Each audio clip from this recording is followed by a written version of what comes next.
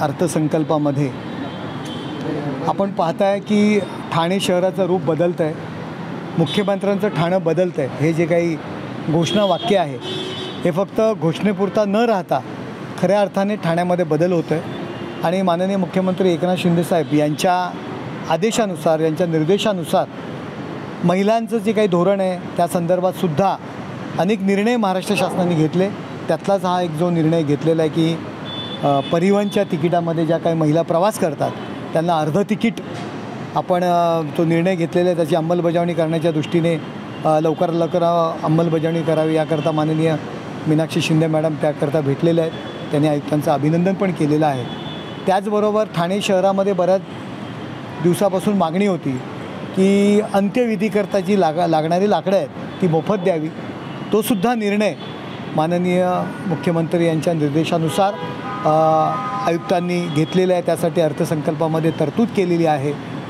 त्याचबरोबर जो धर्मवीर आनंद दिघे स्वयंरोजगार योजना जी माननीय मुख्यमंत्री यांच्या निर्देशानुसार महिलांना स्वयंरोजगार निर्माण करण्याच्या दृष्टीने आपण यावर्षी राबवली, यावर्षीच्या सुद्धा येणाऱ्या अर्थसंकल्पामध्ये त्यासाठी तरतूद केलेली आहे।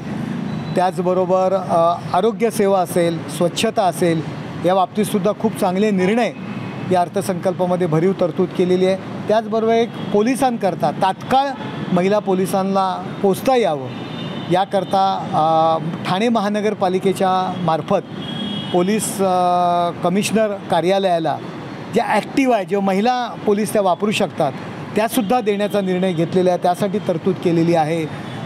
असे अनेक विकासाच्या दृष्टीने आणि ठाणे शहर बदलतं आहे या दृष्टीने, स्वच्छतेच्या दृष्टीने निर्णय घेतलेले आहेत, सार्वजनिक शौचालयाच्या दृष्टीने निर्णय घेतलेले आहेत आणि त्याची अंमलबजावणी लगेच सुरू करण्याच्या दृष्टीने आम्ही माननीय कमिशनर डॉक्टर अभिजित बांगर यांना भेटलेलो आहे।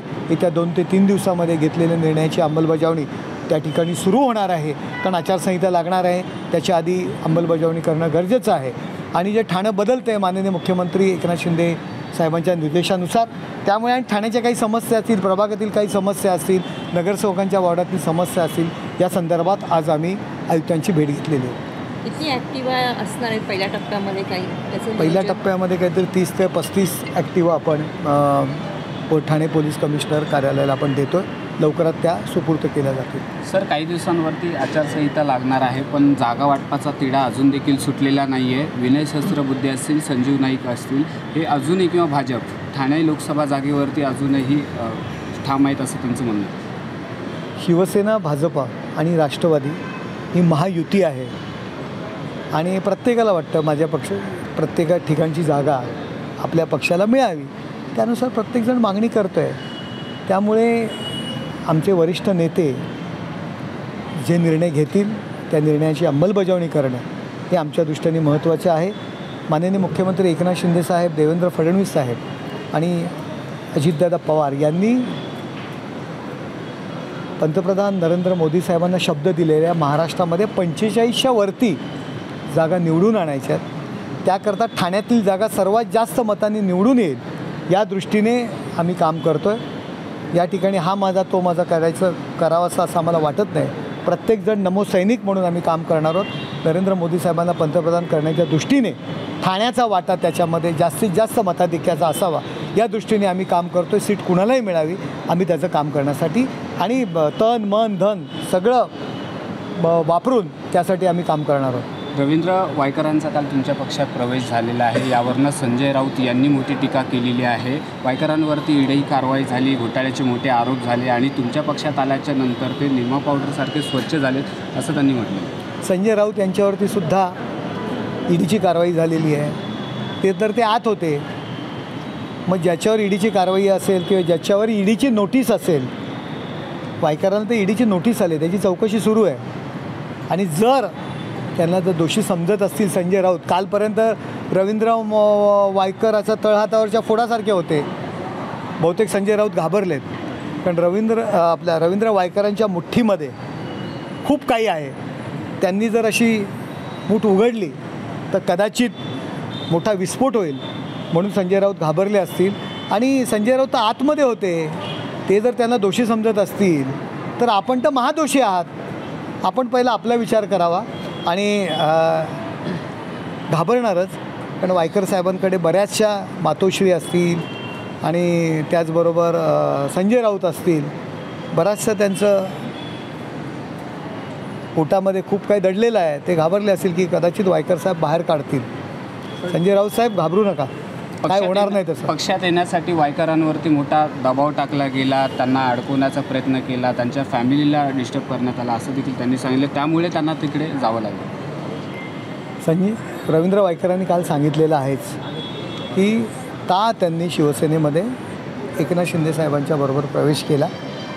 त्यामुळे संजय राऊतांचं असंच आहे, कालपर्यंत ते वायकर साहेब चांगले होते, आज ते वाईट आहेत. असो, संजय राऊत विनाशकाले विपरीत बुद्धी ही संजय राऊतांना आलेली आहे. संजय राऊतांमुळे जी शिवसेना प्रमुख माननीय बाळासाहेब ठाकरे यांनी जी शिवसेना घडवली होती हिंदुत्ववादी विचाराची, ती शिवसेना काँग्रेस आणि शरद पवारांच्या वळचणीला त्यांनी ती शिवसेना नेऊन ठेवलेली आहे. आणि तिचे असे हाल पाहून माननीय मुख्यमंत्री एकनाथ शिंदे साहेबांनी जी भूमिका घेतलेली आहे आणि त्या भूमिकेसोबत सर्वजण आता येत आहेत. सर, ठाणे लोकसभेसाठी रवींद्र फाटक असेल किंवा तुमचं नाव जे आहे ते गेल्या आठवड्यापासून चर्चेत आहे, परंतु नाव जे आहे ते लोकसभेसाठी निश्चित झालेलं नाही आहे. नेमका या नावांवरती शिक्कामोर्तब केव्हा होणार? नाव चर्चेत असतं म्हणजे काय, मला काही कल्पना नाही. नक्की काय, कुठे चर्चा, म्हणजे कुठं काही ठिकाण आहे का या ठिकाणी चर्चा? मी काही चर्चेत नाही आहे. मी या चर्चेच्या इच्छुक वगैरे हा विषय माझ्या दृष्टीने नाही आहे. मी एक कार्यकर्ता आहे, गेले 1.5 ते 2 वर्ष याच्या आधीपासून शिवसेनेचा जिल्हाप्रमुख म्हणून काम करतो आहे. आमचा पक्ष जो काही निर्णय घेईल त्या निर्णयाचं तंतोतंत पालन करणं हे माझं काम समजतो. त्यामुळे चर्चा वगैरे माझ्या दृष्टीने काय नाही आहे. ABP माझा, उघडा डोळे बघा नीट.